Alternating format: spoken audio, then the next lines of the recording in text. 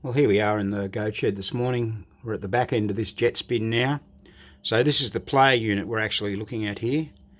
Now, this is a very important part of a multiplayer game. It controls the player up and counts the balls for each player, so knowing when player one's on whatever ball, etc. Now, it works in hand with the coin unit. The coin unit is on the motorboard. I'll just show you the coin unit. There's the coin unit. It simply controls the amount of players, how many coins you put in, i.e. 1, 2, 3 or 4. So that does go in hand with the player unit. If you look at the schematic, you'll see the coin unit in there. Okay, now let's just go back around to the back of the machine and we'll show you some more. Okay, here we go again. Now, the player unit is going to need stripping down and fully rebuilding. So it consists of the disc, the wiper assembly, and if we swing it down, we can actually see the switch stacks. Now, the little stack there, that's switch stack P5, and then it goes P4, P3, P2, and P1. And the switch stacks on P1, 2, 3 and 4 go from A to E. Now they all have their own different purposes, but what we'll be finding with this particular player unit, it is operating very sluggishly, and this arm here will be, see that arm? It's supposed to fall back under its own strength with that spring there. So we're going to strip that down, pull it right down to the frame, and do a full service on it. Makes it easy with all the switch stacks off. It's not to be too concerned about all those wires. It all comes out as an assembly. So we'll show you that. Just another thing here before I pull that apart. You can actually see there's 2 screws missing here and here out of the bracket. And that's another thing. This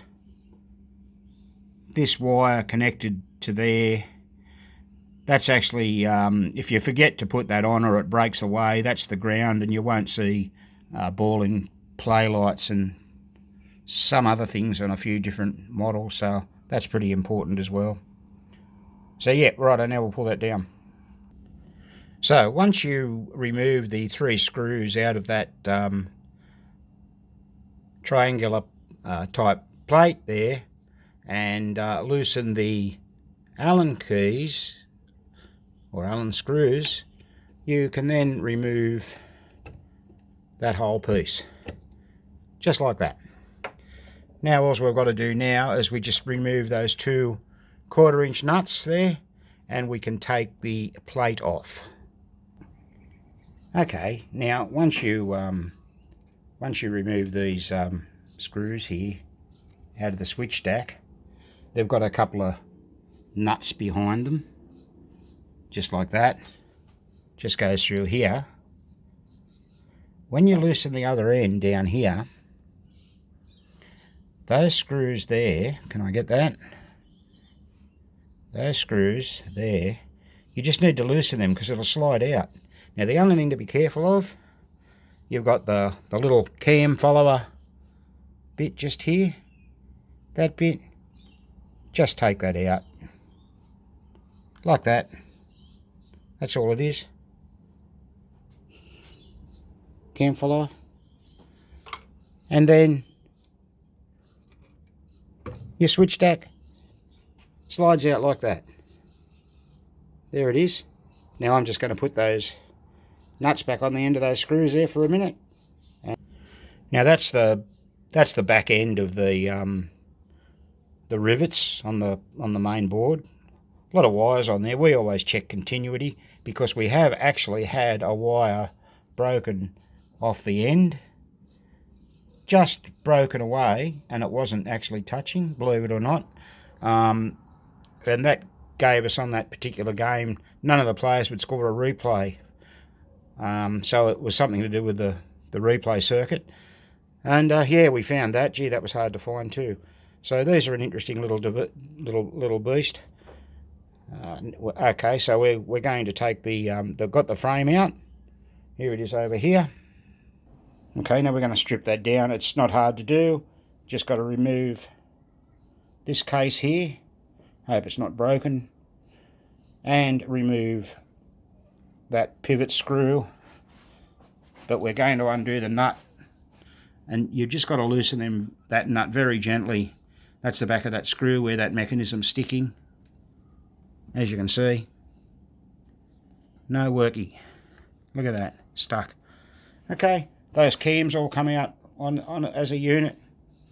It's quite simple to pull apart. We've just got to take that screw off and that screw off. What I do, rightly or wrongly, I put a scribe line up there so I get it all back in the right spot. Okay.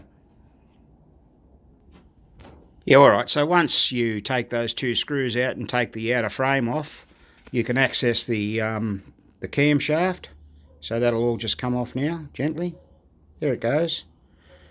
Now, if you ever pull them right apart, those cams, in the back of every Gottlieb manual there is a diagram of how they go back together. Hopefully you won't need to worry about that too much. The escapement wheel will just pop out. Just get that out of the road. Out that comes. Oh, now we've taken that nut off there so far. Turn that back over, and all you need to do now is take that screw out, and the drive arm will come off. Lift the spring off, just like that. Unhook that spring there. Remember, that's the arm that's sticking through that pivot point there. So we're just going to take that apart, and we like to clean our parts in kerosene here. So we're going to pull this apart now and clean it all down, and then we'll put it back together. Now this is the drive pull for the unit. It returns under spring tensions, but look at that. It's not snapping back. It's very sticky and slow. So that's really dirty. That when that goes in the Kero bath, that'll clean up as well. And there's that other arm. Got to get that off yet, but that's really bad. So you don't think these things are working right, or you don't realise what's up with them till you pull them apart. Like I didn't realise that pull was sticking. So you just learn these things as you go. So very important to clean them up.